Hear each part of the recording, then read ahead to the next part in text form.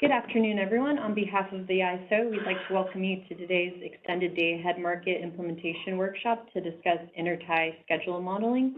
My name is Christina Guimera, representing ISO Stakeholder Affairs. I'm joined here at the ISO by Khaled Abdul Rahman, Joanne Serena, Mark Richardson, James Lynn, Miloš Bosanak, Jamil Daouk, and Partha Malhotkar, as well as John Anders and George Angelides online.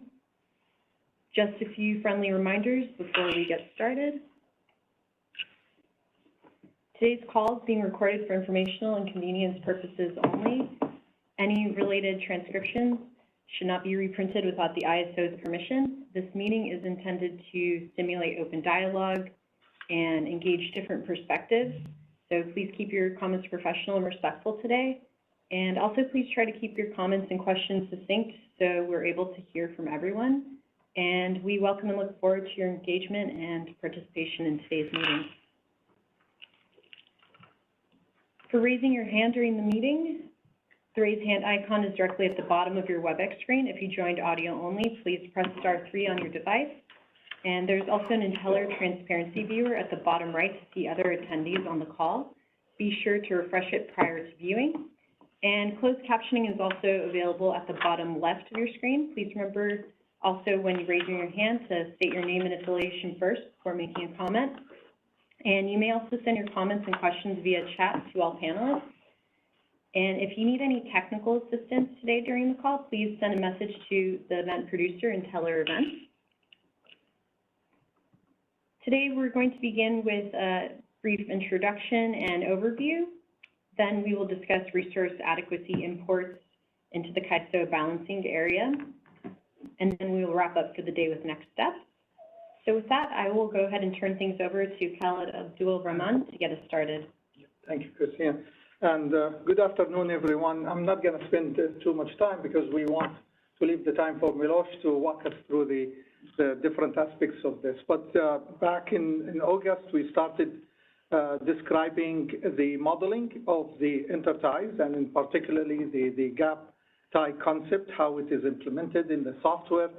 And we tried to give a lot of modeling examples and scenarios that what the gap tie means in terms of the implementation. Since then, we have been receiving a lot of comments and a lot of responses, a lot of feedback about this modeling, and through the different channels, whether it's the tickets, whether it's, direct calls, whether it is just, people inquiring about multiple things. That we have looked into the comments and the questions and the impact that some of the participants have also indicated to us, and we wanted to probably thought that this probably we're going a little bit faster than what our market participants can actually absorb at this time, and related to some of these concepts for the intertie bidding and scheduling. And we wanted to give ourselves, as well as our market participants, enough time for looking into this issue of the scheduling, and maybe have a transition period of time where we minimize the amount of changes related to the intertie bidding, specifically at the California ISO interties.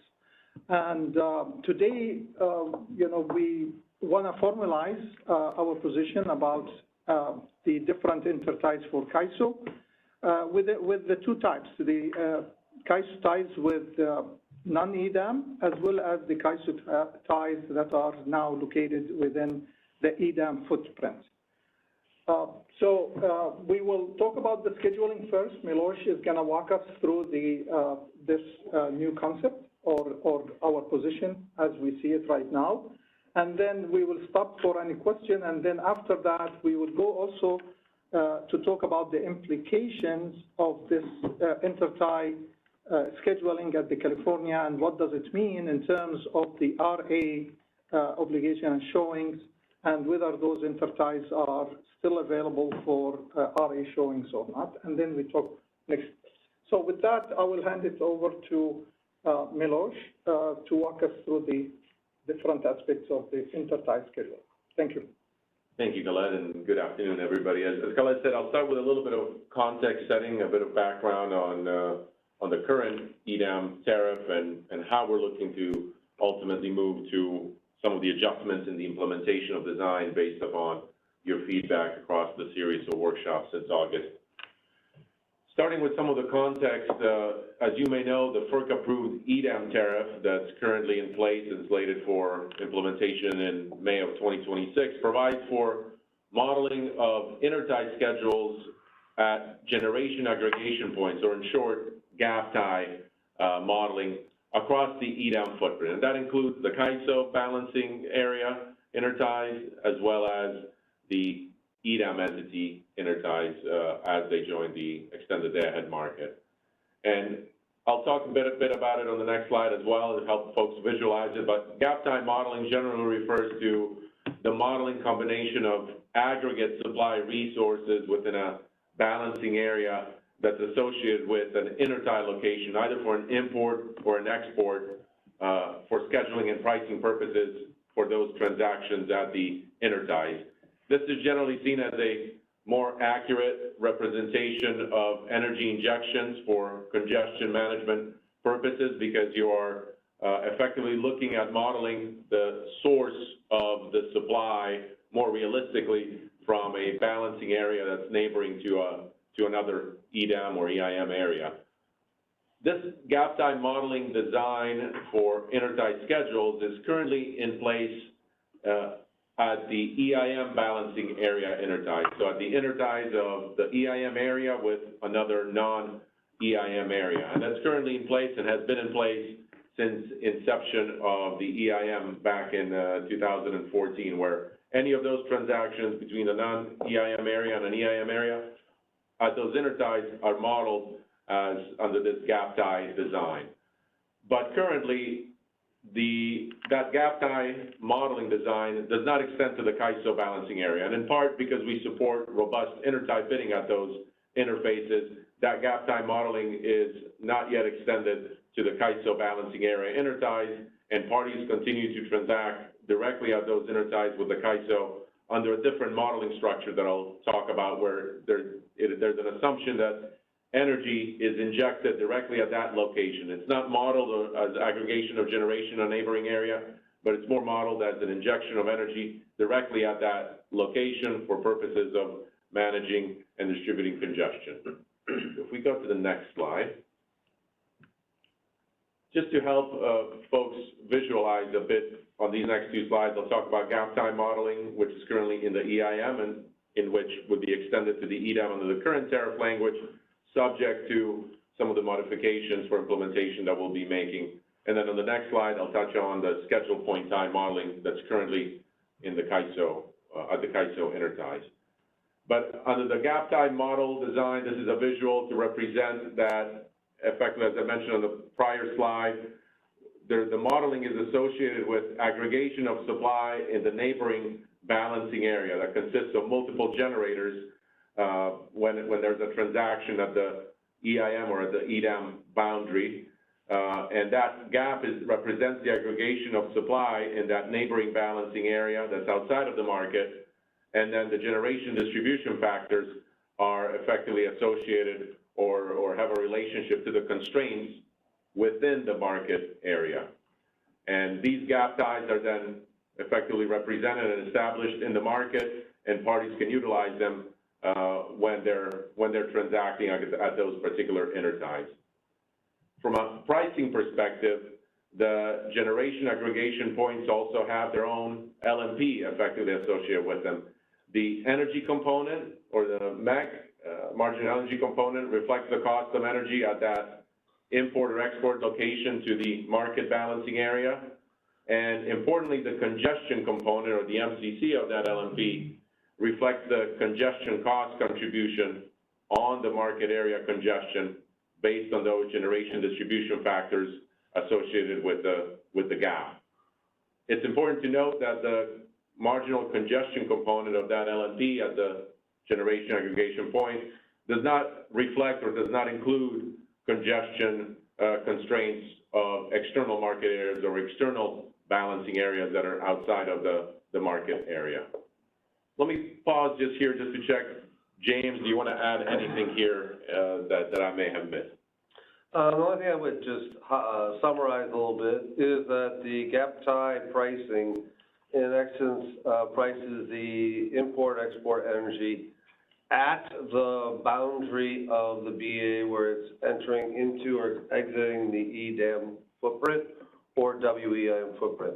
That is why the marginal energy cost reflects the marginal energy cost of the BAA where the intertie injection or withdrawal is coming from. And the MCC, based on the generation distribution factors, you're going to have ITC as well. ITC's distribution to the gap tie is 1-to-1. So if you have chosen Malin 500, then the Malin 5 ITC has a direct 1-to-1 relationship to that gap tie. Yeah, maybe, James, this may be more related to CAISO because those are, I think, right. The next slide is about CAISO in particular, ITC constraints. Yeah, so on this slide in particular, then it's important to note that this would be the design under the current EDAM tariff in terms of how intertie schedules are modeled at EDAM interties, EDAM entity interties, but also at the CAISO interties, and it's the design that's currently in the EIM at the EIM entity interties, but it's not at the CAISO intertie. Yeah. On the next slide, I'll touch on schedule point tie modeling that is currently in place on the CAISO interties. And the reason that this is important is that this is an aspect, as you'll see later, is that we would be retaining during this transitional period related to the CAISO interties.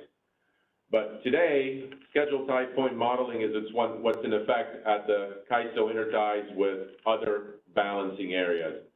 And under this SP tie modeling design, an intertie schedule is effectively modeled as an injection of energy directly at that intertie location. And effectively, it's as if we were modeling a generator, we're modeling a physical injection of generation, a physical generator at that particular intertie location. And this modeling, obviously, depending on where you put that generation, can impact the ability and how you manage congestion. Modeling these injections directly at the intertie, where there's not a physical generator, but it's modeled as if there was a physical generator, this can result in some inaccurate market congestion management at times, which is why we've been looking steadily as we've been evolving the markets, of ultimately evolving as well the modeling of these intertie schedules to more accurately reflect the congestion impacts and improve that congestion management that may be needed. It's important to note that, as I mentioned in the previous slide, this is the current design for the CAISO balancing area. Under the EDAM tariff, effectively the design considers shifting away from this towards that gap tie modeling. And this is the area in particular that stakeholders raise concern with shifting from this model to gap tie modeling on the CAISO intertie for a number of reasons that I'll touch on the next slide. So since we started these workshops, the implementation workshops for intertie schedule modeling in August, we've had a session in late August, and we had a few sessions in November. I think we had 3 different stakeholder workshops in November. We received a number of stakeholder comments and feedback as we've tried to explain how this gap tie modeling works and how the implementation will work under the current EDAM tariff. And we received a number of concerns from stakeholders along the way. And I'll highlight some of these here. These are by no means kind of the full list of stakeholder concerns, but these are the key ones that I think helped and drove some of the shifts and changes in implementation that we'll be noting for this transition period. But one of the concerns that stakeholders noted is that the modeling changes can significantly impact the existing commercial arrangements that may be in place, particularly associated with transactions at the CAISO interties, where there's robust intertie bidding, and from resource adequacy imports to other types of bids on our interties. And the lack of historical gap tie pricing data on these interties may make it difficult for folks to ultimately make some of those changes to commercial arrangements to make this transition work. Other stakeholder concerns that we heard is as well that there are complications or concerns with modeling of gap ties and the alignment with allocation of congestion revenue rights at the interties for the 2026 auctions. There were concerns that if you model intertie schedules as the gap tie, but retain SP tie modeling for CRR purposes, that there may be incongruences there with some financial impacts that stakeholders raised, and we sought to address, as you'll see a little bit later. Another area of concerns was as well the implementation timeframe of EDAM in May of 2026, and it not providing sufficient time for parties to consider and adjust their commercial arrangements or otherwise adjust their practices. And so there was that infeasibility of time from folks that they expressed in being able to timely make the necessary changes and adjustments. And then finally, another area of concern that we heard is that just the lack of sufficient vetting and understanding on gap time modeling, which I think lends itself to providing some additional time for that type of work as well. But these concerns, along with others, drove us to consider and relook at the implementation of the intertie schedule modeling design and identify, as Colette alluded to, some changes for a transition period that would allow for additional discussions with stakeholders while also continuing to implement EDAM on its proper time frame of May of 2026. We go to the next slide. So how do we respond to these concerns? As I alluded to, we've sought to reply and address some of these issues raised by stakeholders while also staying within the approved policy design. We've established, and as we'll talk a little bit later, a transition period. It doesn't have a sunset date, but it's effectively signaling that we want to ultimately evolve to the gap tie modeling design, and we'll want to have additional stakeholder discussions. But we do, for this transition period, we do want to make some adjustments to that implementation of intertie schedule modeling that I'll cover here on these next couple of slides. One of those changes is that we would retain the SP tie modeling on the CAISO interties with non-EDAM balancing areas. We would effectively retain the current modeling design and practice for submission of intertie schedules on those interties with non-EDAM balancing areas. And what that refers to is balancing areas with the interties between the CAISO and balancing areas that are not in the market, or with the EIM balancing areas. And we would continue to support the current practice of bidding directly at those interties and settlement at those interties with those non-EDAM balancing areas, just as it occurs today. Interties between the CAISO and an EDAM balancing area within those internal interties within the EDAM footprint, those become transfer locations now, and supporting optimized energy transfers between the two balancing areas with no direct bidding at those particular locations. There's an exception to this that we've developed as well in the context of RA imports that I'll touch on as well, but otherwise there's no direct bidding at those transfer locations once EDAM goes live. If we go to the next slide. We'll pause for questions after these couple of slides here, and then before we move on to the tables, I kind of try to bring the whole picture together. Another change that we've made in response to the stakeholders' concern is to continue to support congestion revenue rights at all CAISO interties, including the interties with the EDAM entities. These will follow the SP tie modeling design for both submission of schedules at the intertie locations, but also for purposes of the settlement of CRRs. That ensures that both are effectively settled at the same LNP and provide the same level of congestion protection as they do today when a party acquires a CRR at an intertie location. We try to do that to avoid any impacts on the 2026 annual and then the monthly CRR allocation and auction processes. We held a stakeholder call under the rubric of the CRR process before the annual allocation process a few weeks back, and we conveyed the same message, but we wanted to capture it here as well, that for 2026, the CRRs and the scheduling across Interties will be modeled in the same way, providing that similar symmetry in allocation and the settlement of the LMPs. And then the third area of change that we've made in response to the stakeholder feedback is that we will continue supporting the existing modeling and pricing at CAISO Interties in the hour-ahead scheduling process, or the HASP. Parties can continue to bid into the HASP as they do today, and this is more for the EDAM entities, the second sub-bullet, but our mirroring functionality with EDAM balancing areas will not be implemented at this stage. This auto mirroring functionality is more a function of the EDAM entity, not the merchant entities or not the typical scheduling coordinators. But we just wanted to highlight here that we've made some changes in that functionality in order to ensure that the pricing stays consistent within the HASP, and all the activities in participating in the HASP stays consistent as today.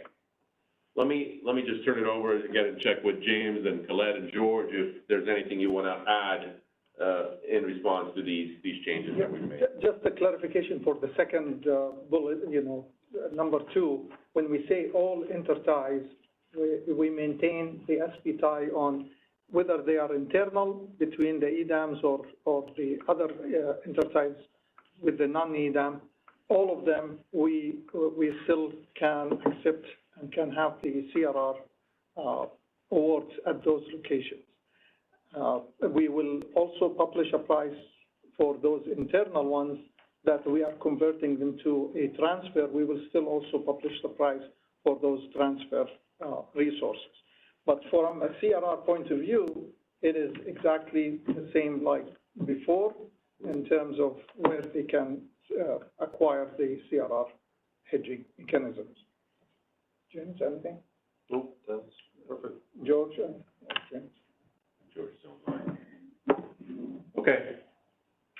Maybe what makes sense is let us walk through the tables, because I think the next 2 slides will put the whole picture together of how intertie scheduling works at the CAISO Interties, and then at the EDAM entity Interties. And then I think it's a good place to stop for questions once you had a chance to visualize kind of the full picture. If we go to the next slide. So this first table is just focusing on intertie scheduling on the CAISO Interties. The next one will focus on the EDAM entity, but just for this one, we'll focus on the CAISO. And we'll go horizontally and take our time with each one of these line items. Starting first with the interties between the CAISO and a non-market balancing area, which is also a non-EDAM balancing area. In the day-ahead market, we're retaining the SP tie modeling, as I mentioned, just as today. Parties can continue to bid directly at that intertie location, and the settlement will be at the integrated forward market at the IFM SP tie LMP. In the real-time market, at these same interties, we will also retain the current design on SP tie modeling, and parties can continue to bid directly at those interties, and the parties will be awarded in HASP at the SP tie, and then the settlement will also occur at the 15-minute market or the FMM SP tie LMP. For the interties in the next row, on the interties between the CAISO and an EIM balancing area, also non-EDAM, in the day ahead, same thing. Parties continue to retain the ability to bid directly at the SP tie or at the intertie location, and the settlement will occur at the IFM LMP at that particular SP tie model location. And in real time as well, parties can continue to bid in real time at that SP tie location, and they'll receive an award in HASP at that particular SP tie model intertie, and then the settlement will be at the FMM LMP at that particular location. Where the changes occur is in the last line item, which is the interties between the CAISO and the EDAM balancing area, which now become the transfer location in both the day-ahead and in the real-time market. And there's no direct bidding at those particular intertie locations. The only exception is, as you'll see, and we'll talk more in depth a bit later, is for resource adequacy imports that have been shown at that intertie, but are not sourcing in an EDAM balancing area, or the unknown, or the source is otherwise unknown. But that's the only exception that we'll touch on later, at which you can continue to bid directly at that particular intertie that is now a transfer location on a transitional basis that we'll talk, recognizing the commercial arrangements that parties may have in place already for the next RA year. And same in the real-time market. It's a real-time transfer location, and there's no direct bidding at those particular interties, with the exception that I noted for those interties between the CAISO and the EDAM area, where there's an import shown, RA import shown, but it's not located in an EDAM balancing area. So I think this is a good place to stop for questions on just the CAISO intertie modeling and its interactions with the day-ahead and the real-time market. On the next slide, we'll talk about the EDAM interties, but let's just focus on questions and clarifications on the CAISO interties. So, Milos, before we go to questions, just a quick add to this. Yeah. Is in column 1, we say ISO 2 non-market BA or ISO 2 WMBA. That is to represent between, in essence. It could be an import from a non-market to the ISO, or it could be an export from the ISO to a non-market. We didn't go into details, but all of this applies between these BAAs.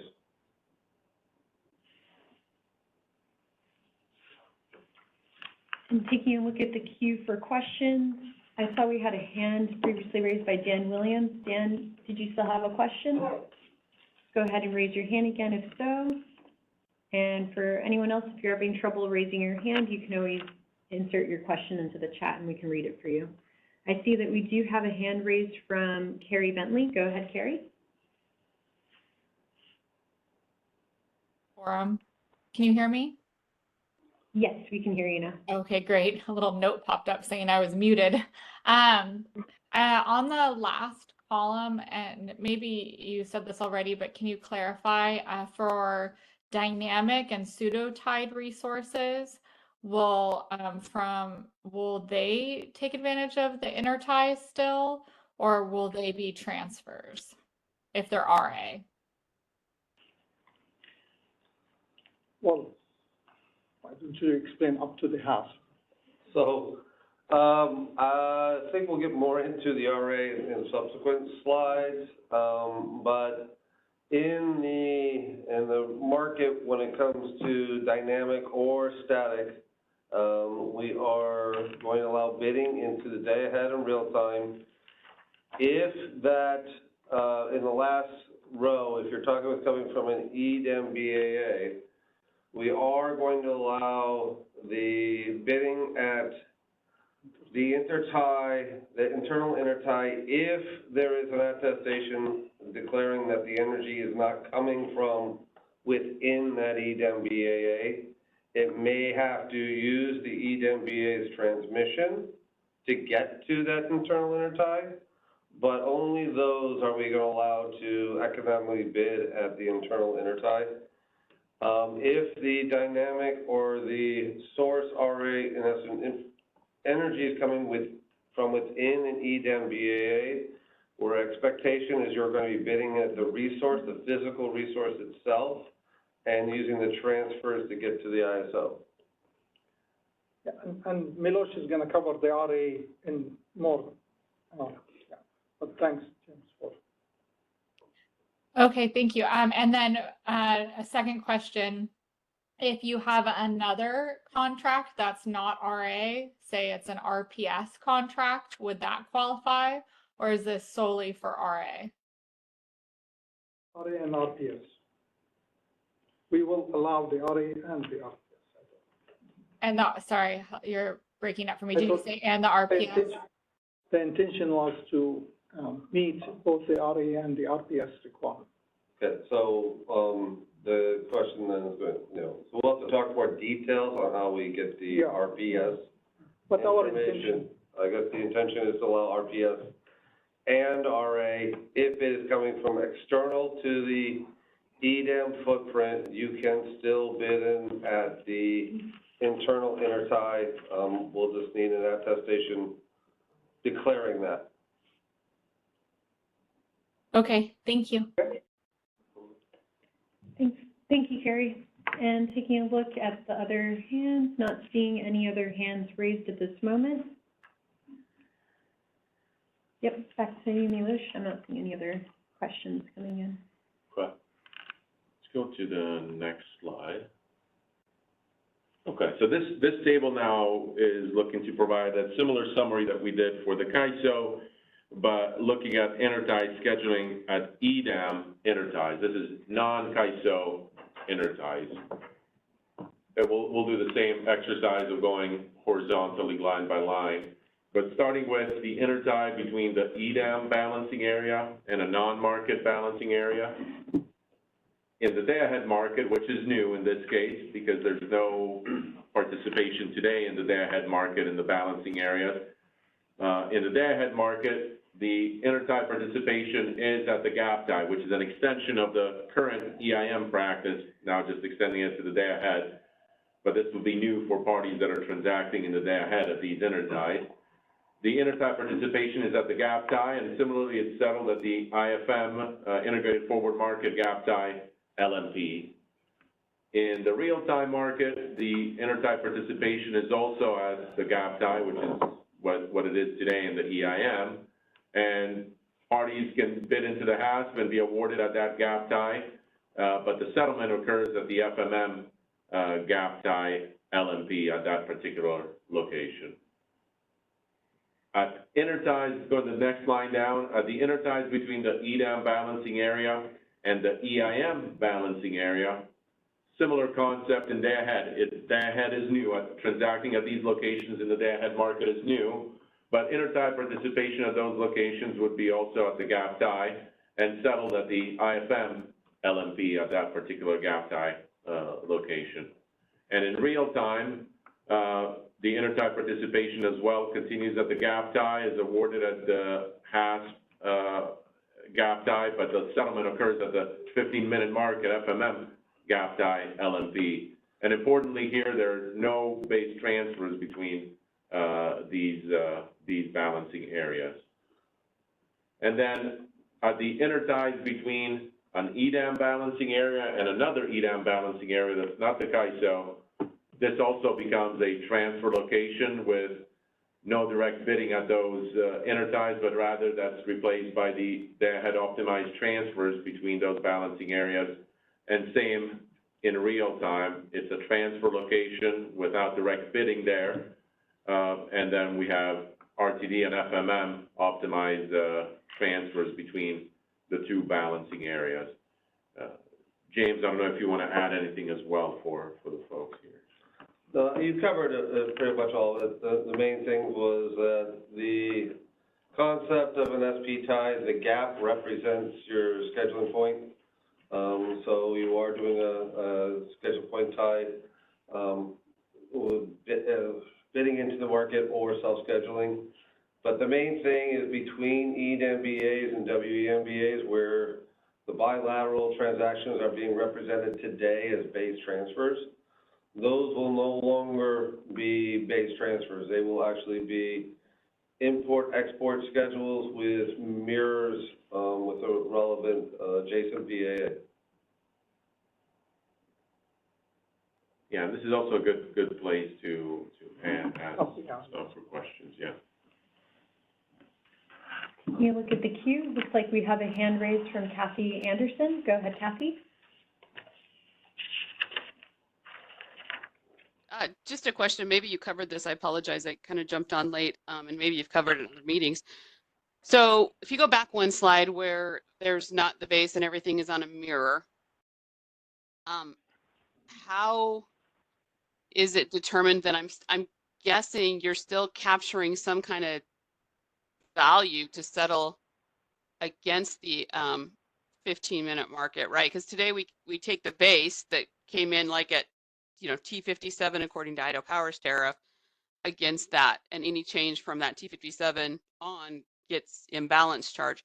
How is that going to be determined? Do we just have to capture that? I mean, I'm just kind of curious how that's going to work because we don't have any mirrors today, so I just don't know. So the mirrors today from an EDAM BAA, you will have to find the import-export schedules based on the tags, and then you'll have to reflect them as on a mirror resource. We'll have to set those up in master file for you, and you will include those tag values as the mirror-based the mirror resource. It's a base schedule on your side as a mirror resource. It's not a base transfer. Does that make sense? Yeah, so it'll still capture that value to go into the T40 tests and everything. Correct. Based on what we see on our side, right? Right, yeah, I just want to make sure it's clear that it's not being submitted as a base transfer, it's being submitted as a base import-export mirror resource, because it's only going to be reflected in the base schedule for your BAA. On the EDAM BAA, it's actually an import-export schedule from day ahead or HASP. Right, okay, so I just want to make sure that we were still able to capture it on our side so we can be compliant with our own tariff. Okay, thanks. Yeah, and Kathy, this is similar to how the WEIM actually that interact with CAISO today in the WEIM market. They have that mirror, but probably, yeah, like you said, maybe you don't have the mirror, but it is instead of the base transfer, it's going to be right in between. It's going to be base schedule for that mirror resource. Thank you, Kathy. Next in the queue, we have Dan Williams. Go ahead, Dan. Well, quick questions here. One is on the, what slide was this? On slide 10, where it says auto mirroring functionality with EDAM BAs will not be implemented at this stage. That also applies to the like CAISO to EIM BAs, right? There's just sort of no auto mirroring there. That's right. That's what we mean. There is a special functionality that we will retain from what is it today for some of the WEIM. We have what we call auto matching, which is kind of similar to the auto mirroring, but it's a different. That one will be retaining. But the auto mirroring that will impact the bidding or the Intertie bidding at SP tie for CAISO and the financial or the economic implications of that, then we don't want to change any implication, like we don't want to create any hurdle rates or anything like that. So that's why we are not activating this feature for the time being during this transition period. Great, just wanted to clarify that. And then from the just sort of perspective of where we go from here, one, I mean, this is super helpful and I appreciate all the work that went into putting these slides together to kind of take a snapshot of where things sit. But you know, each of the lines in those past tables, as we kind of sit and think about them and try and then envision what that means for certain transactions at certain points and different scenarios and such. Is there an opportunity to kind of, or do you plan to have some kind of like implementation workshops following up from here where we can say, okay, here's my scenario. I've got a resource in BPA's BA. I made a day ahead bilateral sale to such and such counterparty. How do I run it through from deal conception to deal maturity and delivery in real time? Like we have an opportunity to kind of get into just going through those sorts of things, but with examples. Yeah, Dan, it's just definitely we are open to this idea and work with our participants, maybe more on a workshop that, you know, obviously we cannot do it one-on-one with everybody, right? So maybe we will talk about designating maybe a workshop of maybe one or two, depending on the need, and open it up for people. I think that's a good idea. We are, you know, our customer service, Juwan, maybe you want to arrange something for us to. Dan, I think what we were thinking is that we'll be putting together some training material, and we'll build in some scenarios as well. So I think hopefully that will help, but we're open to, you know, what kind of scenarios might be most helpful that we might be able to incorporate into some training material. We may reach out to see what scenarios that are maybe common or most helpful. Then maybe we'll, you know, we may contact you for using some scenarios, of course, non-confidential ones. But yeah, we that's will, super helpful.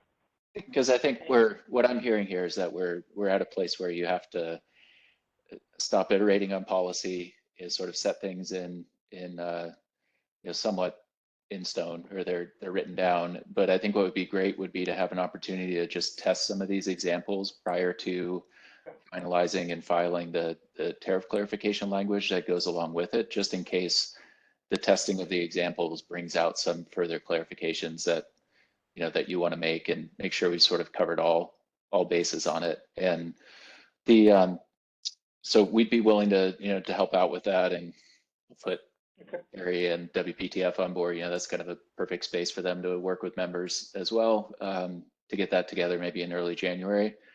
The other question I had though was just around like RA import and RPS import things. You know, I understand the focus from CAISO's perspective of those forward transactions needing to meet CAISO's RA program. At the same time, there are a lot of resources within California that are not shown on an RA plan, that entities outside of CAISO may want to be contracting with, for the same reasons that, you know, entities meeting an RA obligation inside CAISO contract for that. So some of the examples we may want to put out there are kind of more around how do we get parallel treatment for entities that are in an EDAM BA that are doing forward contracts to meet the same type of RA need, but just don't have the formalized RA program. And is there something that we could maybe do there? I just haven't thought through it all yet, because obviously the EDAM BAs don't have economic bidding, so it's not really the same, don't have some of the same like considerations there. But I'll think through some more of the examples, and just again, really appreciate the time in this, and look forward to hearing the rest of the kind of the RA breakdown. Thanks, Dan. Yeah. Good. Next in the queue, we have a question from Kevin from TransAlta. Go ahead, Kevin. For your time and for taking this question. Just looking at slide 11, I just wanted to reconfirm my knowledge here. So this is how we would now, this is how we're going to be interacting with the California ISO on the ties. And I just wanted to confirm that is regardless of whether or not you are an EDAM SC, correct? And this is current world, we can interact with California this way. In future, if you are an EDAM SC or if you are not an EDAM SC, you should still be able to interact with the California ISO in this manner, correct? That's correct. Yes, that's correct. Okay. During the transition period, which we said is going to be at least through the 2026, and Milosh is going to talk about the next step. You know, what we're going to do in order to find out what, after that transition period, what things will look like. So we will have follow up on that. Well, my next question would be for slide number 12. Is that the same? Like, is it? I would imagine that you have to become an EDAM SC in order to be able to interact with the gap ties. Is that accurate to say? So the EDAM entity or the transmission customer within the EDAM BAA will have to be set up as a scheduling coordinator within our master file and be able to put either self-schedules, or if they actually have been allowed to do an economic bid, because they are a designated network resource, then you'd be able to put an economic bid at an EDAM BAA boundary intertie. But all you have to, just to clarify, all you have to do is ensure that you're a scheduling coordinator in the CAISO market, right? Yeah, well, 'cause as part of being a scheduling coordinator, there's a lot of other financial things that have to be filled out. But this is the way how you interact with the EDAM, and this is similar to how the WEIM, how how things are, except for the financial. In WEIM, it's mainly the EDAM entity that is representing The import-exports. But we do have some scheduling coordinators that have been allowed to do so. So it's pretty much the same process, is you would set up a scheduling coordinator ID, sign a scheduling coordinator agreement, and then either you register the resource in master file, or you do a transaction ID at that location. That's right. And you'll be limited to self-scheduling unless you are specifically in master file and considered a designated network resource, approved by the EDAM entity. Understood. So, okay, let me just repeat back. So then basically, as long as you're a scheduling resource, or sorry, an SC for the California ISO, you can still interact with the gap ties. The only way you can put an economic bid in, though, it would be as a self-schedule. The only way you can put an economic bid in is if you are a designated economic resource. Would that be accurate? At EDAM, for EDAM balanced authority areas, correct.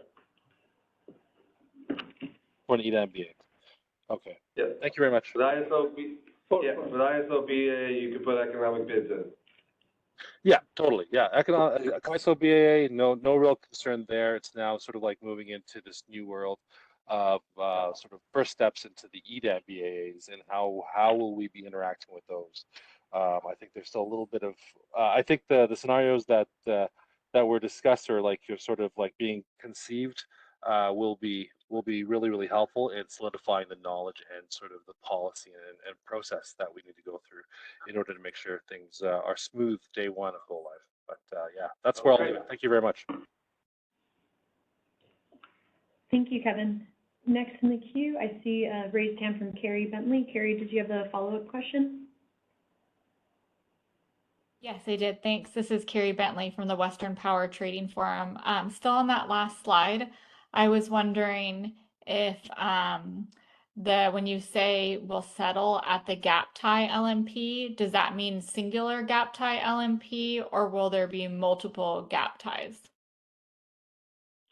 Each resource at a specific time will be, when they're scheduling, they are going to tell us what the gap tie is. And depending upon the EDAM BAA, they may designate as a single D-gap tie for participation. We are not dictating that, but whatever that resource is, when we define that import-export schedule or resource or transaction ID, you will specify the D-gap and the tie that the LMP pricing is against. When you say you, do you mean the scheduling coordinator, or I guess if the EDAM entity has only chosen a single gap tie, will there still be a choice? Sorry, can you elaborate a little? So we are leaving it from California, so we have our system supports both of those modeling, whether it is a single gap tie, designated gap for each of those ties, or whether it's multiple. So this, from a system point of view, we support both. But there may be reasons for the EDAM entity to only designate single gap per tie versus multiple. So this discussion, we would like, as we promised, we're gonna reach out to the EDAM entities, Pacific Corp and Portland General for next year to see if it is okay to have, maybe to start during this transition period also, to have a single gap tie instead of multiple, if that doesn't create, any other issues. And we will be trying to entertain this idea for the transition period, if possible. But from what we know right now, we cannot determine if it's going to be single for all. We know for Pacific Corp, probably the single gap tie is probably more, they're going along those lines. We don't know for Portland General yet. Okay, thank you. Thank you, Carrie. And taking another look at the queue, I'm not seeing any other hands raised or any other questions coming in at this time. Okay, thank you, Christina. I think we can, we'll move now to the second part of the discussion that really focuses on resource adequacy imports into the CAISO balancing area. And we'll talk about the permutations of where those resources are shown and whether on an EDAM intertie or a transfer location or at a non-EDAM intertie. We'll talk through that. If we go to the next slide. As a starting point, I think it's important to note that we're going to continue to support RA imports that are shown on the CAISO interties, both in the annual and in the monthly timeframes, that are shown on interties with both an EDAM entity or a non-EDAM balancing area, whether they're shown at an intertie transfer location or at a intertie with a non-EDAM balancing area. That doesn't change today. Parties can continue to show those at all interties with the CAISO. They will need to have MIC or maximum import capability, just as today, to continue to reserve that at the particular intertie where they're showing the RA import, whether that is, again, an intertie with an EDAM balancing area, a intertie transfer point, or an intertie with a non-EDAM balancing area. MIC is still required to support the RA import showings of the particular intertie that they choose. What does change is potentially, depending on how what is shown and the knowledge of the underlying supply resource, the bidding location in the day-ahead and real-time market may be changing, varies based upon whether that source of the generation is coming from an EDAM balancing area or not. But to the extent that an RA import is shown on an intertie with a non-EDAM area, nothing changes in terms of the bidding and meeting of the must-offer obligation. They continue to bid at that intertie in both the real-time and the day-ahead markets to meet that obligation. To the extent the RA import is shown at an intertie transfer location, this is where there may be a limited change as to how the bidding occurs at that particular location, depending upon whether the source of the generation is known or not known ahead of the day-ahead market. And we'll touch on that now on these next couple of slides. Let's go to the next slide. So for RA imports that are shown at CAISO interties with non-EDAM balancing areas, these are balancing areas that are not in the market or are only in the EIM. And RA imports, again, will continue to be shown at these interties with a supporting MIC at the particular intertie location. The day-ahead and the real-time bids will continue to be submitted at that intertie location under the SP-tie modeling that we're retaining as today. And so you can continue to show those there and bid them in day-ahead and in real-time, and they'll be settled at the particular LMP at that intertie location, as we talked about in the tables before. If we go to the next slide, where the changes do occur is related to RA imports that may be shown at interties with EDAM balancing areas that become transfer locations now. Yeah.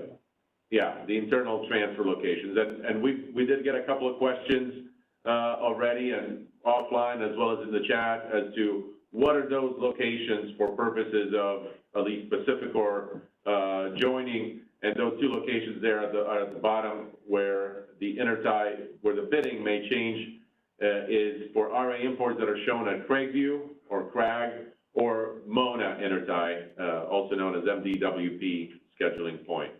And I'll touch on this here as we go through this slide. The bidding does not change for the Malin intertie, even though it's a partial transfer point.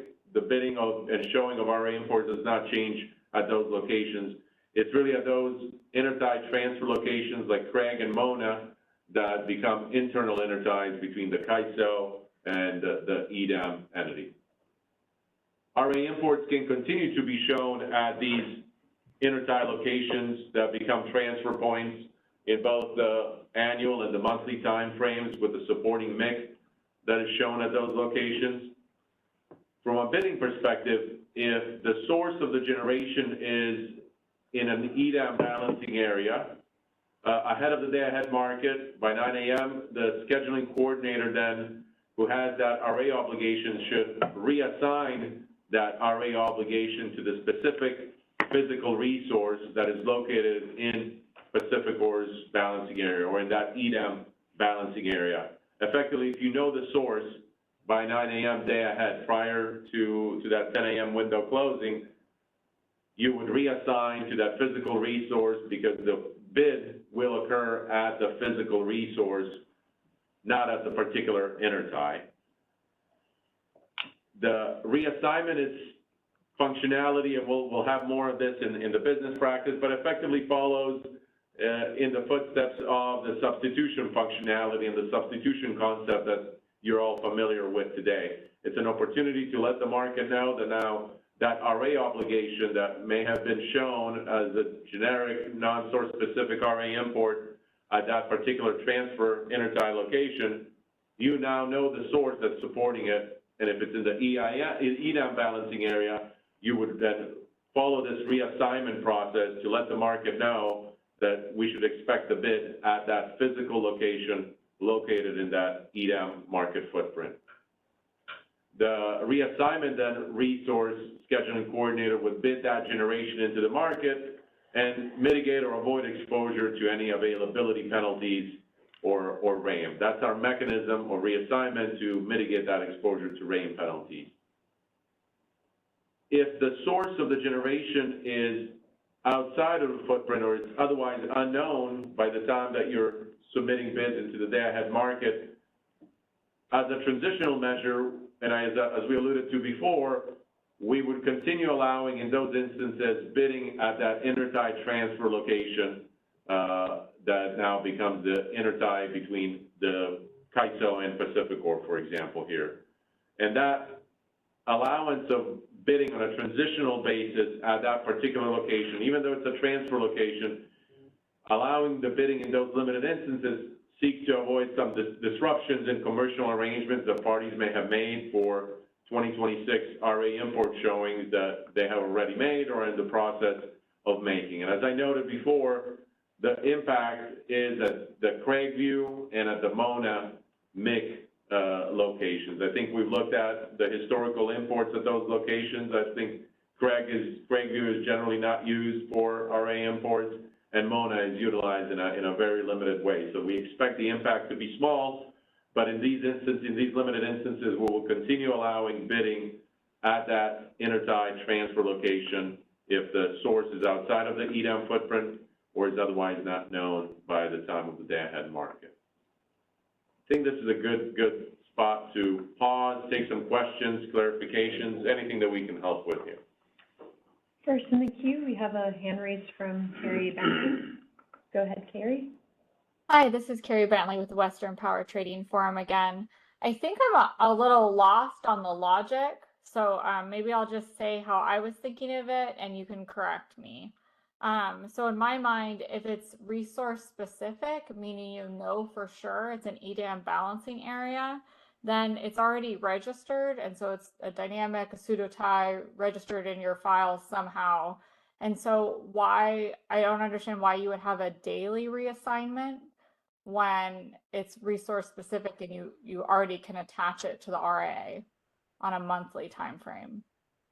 And then if it's not resource specific, you don't know where it's coming from for sure until real time, but it certainly could be in the EDAM area. You won't find out whether it's in that EDAM area until after 9 a.m., at least most of the time. So then you won't be able to reassign. So can you help me out here? Sure. I'll dive into it a couple different ways. So from a resource specific, you're right. If you have a resource specific RA from a physical resource known ahead of time in the EDAM BAA, you would want to do the showing on that resource. That's it. And then you do your bidding and rain penalties would apply accordingly. In the months ahead, for non-resource specific RA. No, but for that one, you don't need to reassign. Correct. Yeah, It's just one all the assignment, obligations and with it the will unit. stay there Right. as a default. Correct. So Okay. for the, Oh, Go wait, sorry. I just want to make sure I heard that clarification. So it's if the source of the generation is an EDAM balancing area and not a dynamic or pseudo-tie, then that second bullet applies. There's no reassignment. no, it's Yeah. hold on. So when you're saying when it comes to resources, physical resource in the EDAM BA, so pseudo ties, I'm going to take out of this discussion because pseudo ties are already modeled as being within the ISO BAA. So there isn't, the transmission is already dedicated, so there isn't a need to even consider reassignment. For dynamics or contracts where you already know what the physical resources in the EDAM BAA, you can do a showing on that physical resource. And therefore, you will participate as you do today and bid in and have rain penalties apply on that physical resource. So this Yeah, is just for non-resource specific RA, this slide.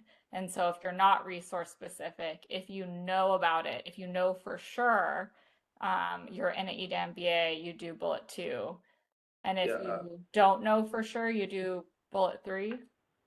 So that's what I waited to get to there. So for bullet 2 and bullet 3 is for non-resource specific.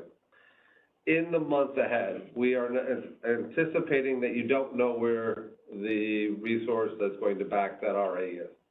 So we're allowing for the ability to do the monthly showing on that system resource, non-resource specific system resource that's defined by ISO tariff.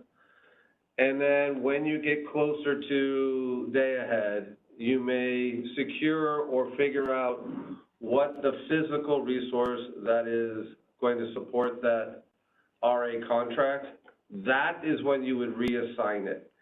If you still don't know where it's coming from, then you would continue to bid in on that non-resource specific system resource, RA, and then you bid on that for day ahead and real time, and then when you tag it up from the appropriate, wherever you did secure it from. Okay, thank So you. Yeah.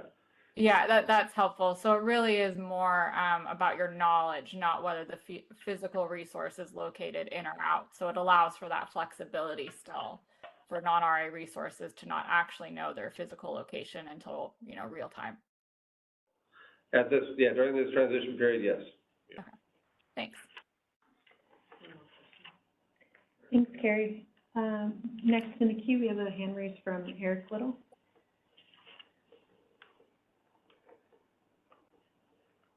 From CalCCA. So the question that I have that's related to this is, what happens if the source of that resource changes hour to hour during a day? Because I've done a commercial deal that says it's an unspecified resource. I have no idea where it's going to get sourced from. The person sourcing it may use different resources throughout the day, as long as it's coming in at the same MIC point that I've agreed to. How do we handle that in this situation? Do we just list it as unspecified for the entire day, even though some of the time it's in an EDAM entity and we know what it is? So the reassignment, we allow you to specify from day to day and hour to hour. So you can specify the specific within the day what that physical resource is, and we will reassign at that period. It's similar to like we do for substitutions. If you know it prior to the day ahead market, right? You can reassign it across the 24-hour period. You can identify for every hour, technically, a different resource. Okay, thank you. Thank you. And next, we had a question in the chat from Alicia Vanoy. asking for more clarity on MIC reassignments for RA imports, and asking if more information can be shared on that. I think that was So- answered already. I think that was answered. In terms of, yeah, we can give it a shot if we understood the question, but the two locations that are impacted, with Pacific Core joining, that become these internal interties and full transfer locations are these two that are at the bottom of the slide, Craigview Points and Mona or MDWP. To the extent that you have RA import showings in the annual or the month ahead timeframe with MIC to these locations, then at these locations is where the reassignment applies. To the extent you have a non-source specific resource, then in day ahead, you can reassign to a specific generator if you know it. And if you don't know it, or it's outside of the EDAM footprint, then you can directly bid at these two locations. For any other RA import interties, this is not relevant. These are the two interties that are impacted if you have showings with MIC at these two locations. I don't know if you want to add anything, James. Well, I do want to make sure I address the question a little bit differently. Is we don't allow reassignment of MIC. We allow reassignment of resources that are using that same MIC designation to get the energy to the ISO. So I can't take my award at Mona and move it to Malin. The expectation is that you're going to deliver that RA contract to Mona because that is where you have MIC.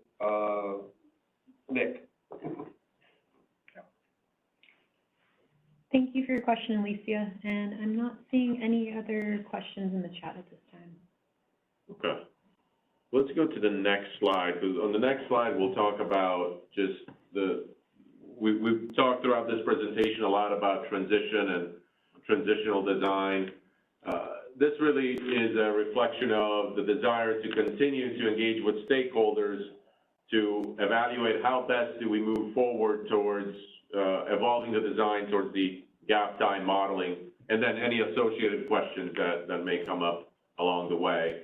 But I do want to note here that in order to facilitate continued discussions and consideration of the gap tie design and the transition to it, we will be making available on OASIS gap tie pricing across the interties as informational and advisory non-settlement data. That will be available, and folks can then see how does gap tie pricing compare to SP tie pricing at particular intertie locations.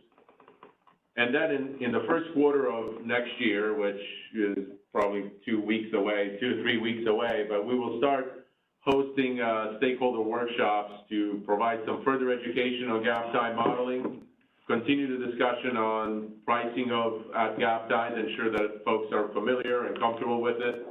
In relation to that, I think it's important to continue any discussions that shift modeling of interties also in the CRR context to ensure that there is symmetry between how the CRR is modeled at that particular intertie location and the intertie schedules, that the CRLs ultimately can provide that effective hedge because both of these are modeled in the same way. And other aspects as well that stakeholders may raise or have raised already throughout the discussions that we'll engage with in facilitating a transition of ultimately of modeling of the interties to gap ties at a particular time based on those discussions. These discussions, we hope, are also going to help inform any evolution in commercial arrangements along with any policy or implementation issues that may arise in these discussions.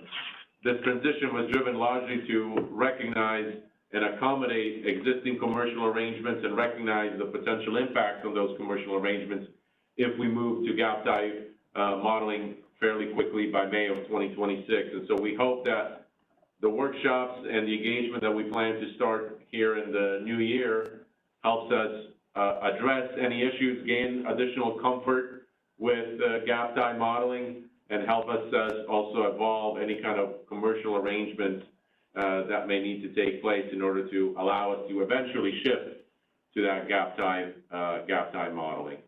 I don't know, Khaled or others, if you want to add anything on that transition as well. I think just a small piece, which is the urgency to meet or to engage in those discussions. We need to remember that we will need to run the next annual CRR auction. Probably we need to know about that maybe starting July or something like that. So there is a period of time, maybe we have maybe a quarter or two to try to resolve this, because we will find ourselves before we run the annual auction to, we need to know, or our CRR holders, they need to know if you're going to go this way or that way. So we will face that decision point around that time. Thank you to the policy team, Milosh and your team, that you agreed to engage right away in this kind of discussions. But I don't know how long it's going to take us, but we are committed to that. Yeah, we want to start the dialogue. There's a number of things that we want to address to be responsive to the concerns. And then, yeah, we have some, as Khaled said, we have some timeframes where we hope to, be able to consider what's the impact on the 2027 CRR allocation process. Can we address some of these issues by then? But that will be subject of the discussions as we engage with stakeholders in this. Mm-hmm. I think we have a question. Yeah. We see that we have a hand raised from Carrie Bentley. Go ahead, Carrie. Hi, this is Carrie Bentley with the Western Power Trading Forum. Just on timelines, for the attestation you mentioned, that would be needed in the monthly showing timeframe. The showing for May is March 17th. So it seems like if there is going to be some sort of attestation, which would certainly have to be reviewed by things, right? That's a pretty hefty, sorry, did you say something?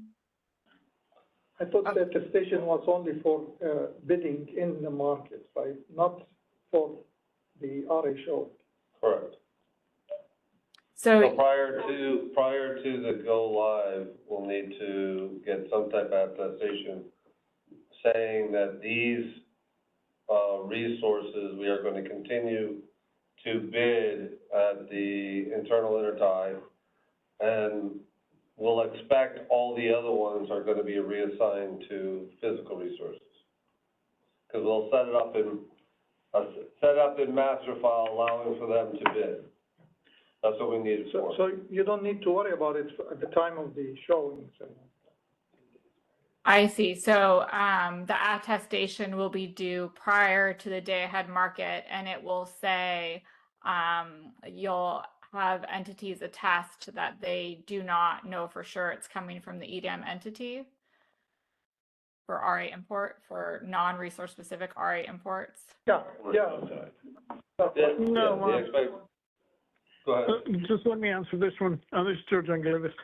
So when you register resources in the master file, and this is now, let's say, a system resource that would be registered at MDWP for RA showing, and at that time, in the registration, there will be an opportunity for attestation that the energy source for the system resource is really outside the EDAM area. So once this is provided, then this resource will be registered in the master file with the ability to provide bids in day ahead and HASP at that location, as an exception to the general rule that no bids will be supported there. Make sense? Yeah, and No, lost me. Carrie, Go ahead. I think what lost me hey, is the time frame and calling it a resource when it's a non-resource specific. Yeah. Go ahead. that's what I was going to address. Okay. Yeah. It's a resource ID. It still has a resource ID. So Has to be today, registered.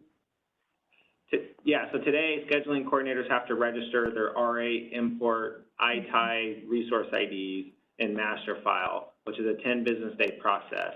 So pre-5/1, the customer service team will be doing some proactive outreach to all registered RA ITIE resource IDs, informing them that they've been identified as a party that has a registered resource ITIE ID, that you need to potentially attest that you do not know the source.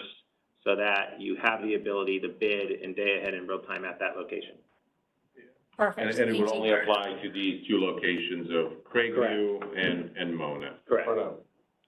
Yeah, just a clarification. The attestation is not that you don't know the resource, is that you don't know the source, is that you know that the source is outside the EDAM area. That's what you attest to.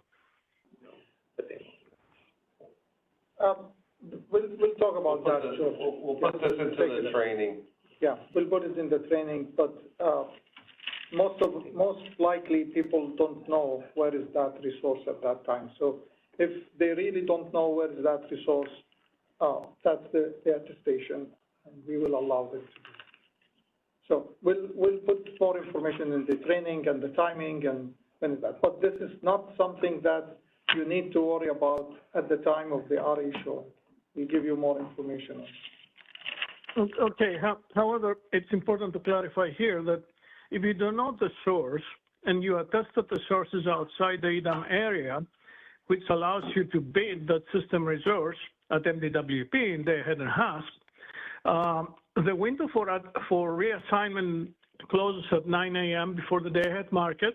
So afterwards, you won't be able to reassign if actually the source is from within the EDAM area.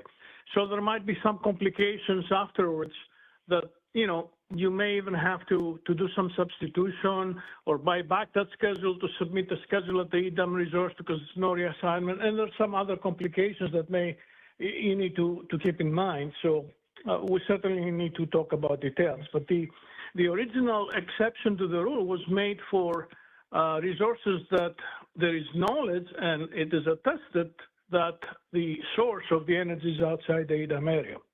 That's important. Thank you. Yeah, thank you, George. And again, we'll put more information in the training material and we'll reach out. But we are trying to open this capability for our participants if they don't know by that time, is to just do that attestation that they don't know the source. Okay? So, Carrie, I think for your purpose, Yeah. I'll just note, I think I got differing answers that are very important for non-RA resources. I do think this is a limited issue for PAC implementation because there are not very many non-resource specific RA resources coming in on those interties.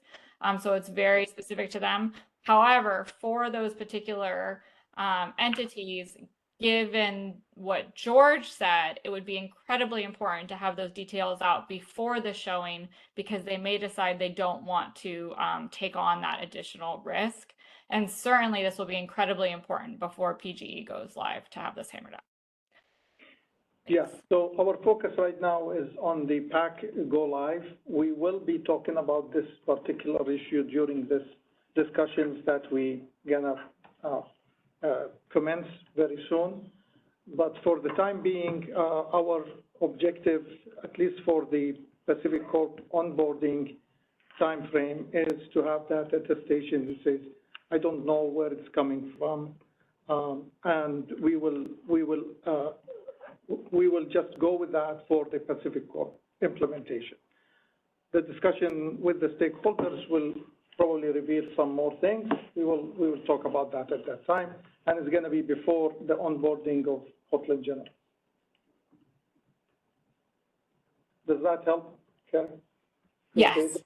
Yeah, and hopefully more than 60 days before the onboarding, because RA showing is 45 days before. So there's always that. Yeah. Absolutely. Yeah, thank you. Excellent, excellent, thank you. Thanks, Carrie. And taking a look at the queue, looks like we have one more hand raised from Steve Keen. Go ahead, Steve. So, a couple questions. When you're doing the reassignment to a resource within the EDAM BAA, does that resource need to have firm transmission to the tie? We're not looking at transmission at that point in time when you're doing the reassignment, just like we don't look today. So you're just doing a reassignment to the resource. We don't know how you're going to deliver it. You can acquire the transmission before or after. The important thing is the reassignment for identifying the resource and application of RAM so that you're bidding at that location, but the reassignment is not looking at transmission. Okay. I have to think through the implications for that. The second question I have is, when, under the CPUC rules, when you have non-resource specific RA imports, there are some rules about their bidding. They have to bid at a zero price, or less than zero price, I think.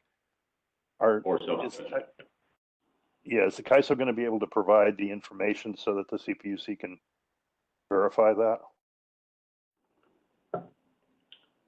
You mean if you bid at the, if you bid at the physical resource, I think he's asking, are we going to provide that just like I think we do under subpoena or otherwise today? Competition, yeah, they would, we should. To validate that they're bidding consistent with those rules.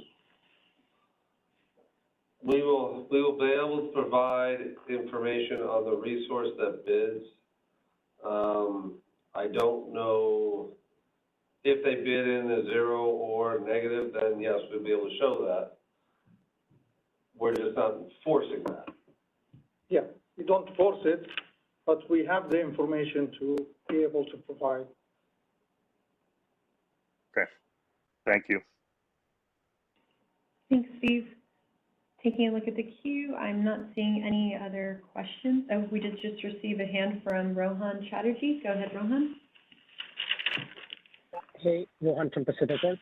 There was a section in the EDAM documentation, or I should say Intertie scheduling documentation, that had mentioned that HASP Intertie schedules will not be re-optimized after HASP to prevent like a conflict between HASP Intertie schedules and economic optimization or economic transfers between EIM and EDAM BAs.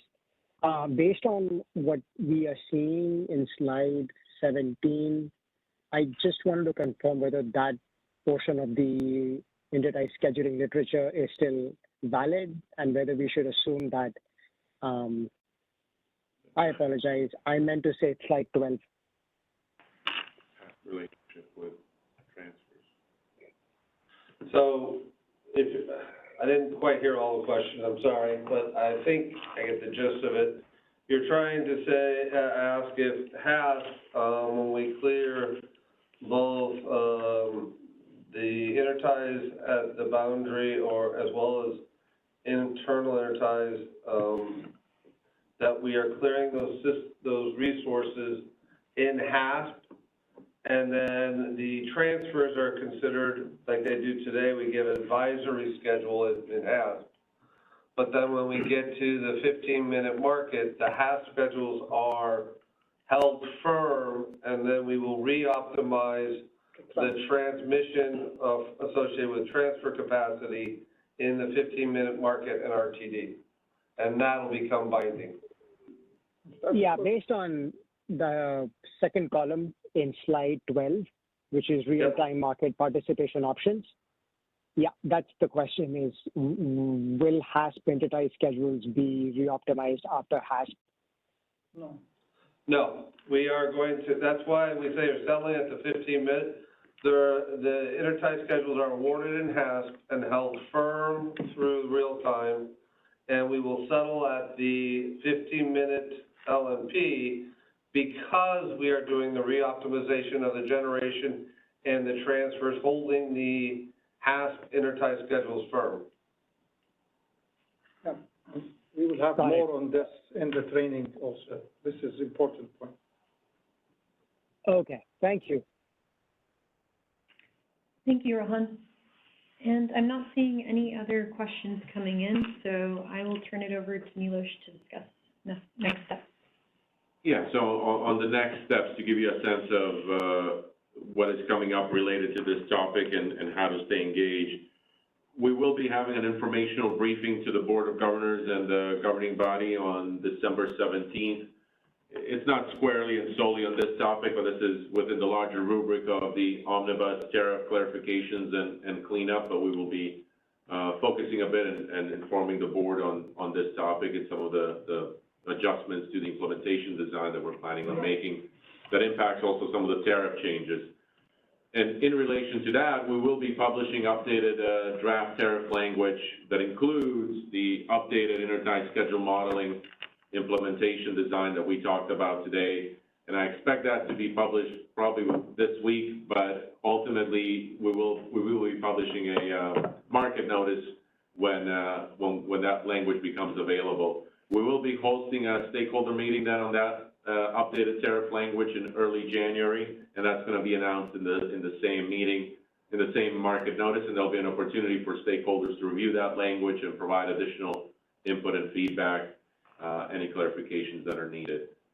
We do then intend to file these tariff clarifications along with other cleanup and clarifications on the EDAM tariff in the first quarter of 2026, filing that with FERC ahead of the EDAM launch. And as I mentioned a couple of slides ago, we will be launching stakeholder workshops in the early part of 2026 on intertie schedule modeling to start that process of evaluating the transition to gap tie modeling on the CAISO intertie schedules in particular. I will note as well that we have currently EDAM market simulation that's in process, and that market participants have the ability to test the market scheduling functionality within that market simulation. We have, I think, both the SP tie modeling and the gap tie modeling live that folks can test that within the market simulation. And there's also every week, there's 2 times a week, we have stakeholder calls on the market simulation, and that's a good opportunity as well to test things and ask questions or evaluate certain scenarios, at least in the context of submission of intertie bids, both at the CAISO and at the EDAM interties. And then what we committed to today as well is yet to be scheduled, but scheduling a training session where we'll have a more robust training discussion that goes through the functionality and the step-by-step process for taking some of these actions, including what reassignment would look like and what the step-by-step process is for that. And that's going to be scheduled in the near future here after we have a chance to debrief. Anything else that we want to add, Joanne or others? The only other thing I was going to say is the comment window is still open, so you can certainly continue to provide comments, feedback, and questions through that. We also continue to work on a frequently asked questions document, and we're consolidating all of the questions that we've been getting and making those available through the FAQs. Now that we have a lot of the intertie scheduling pieces defined, we'll be able to start including some of those questions and answering for stakeholders. So just want to mention that. Yep. And then just lastly, I just wanted to say thank you to all the stakeholders for your engagement on this very important topic. We had a lot of interest from the stakeholder community. We had a lot of shared learnings and understanding, and we hope that this path forward is an amicable path for everybody, and appreciate your support. Thank you. Okay, and then go ahead. Yeah, and I did just see we have a hand raised from Dan Williams. Go ahead, Dan.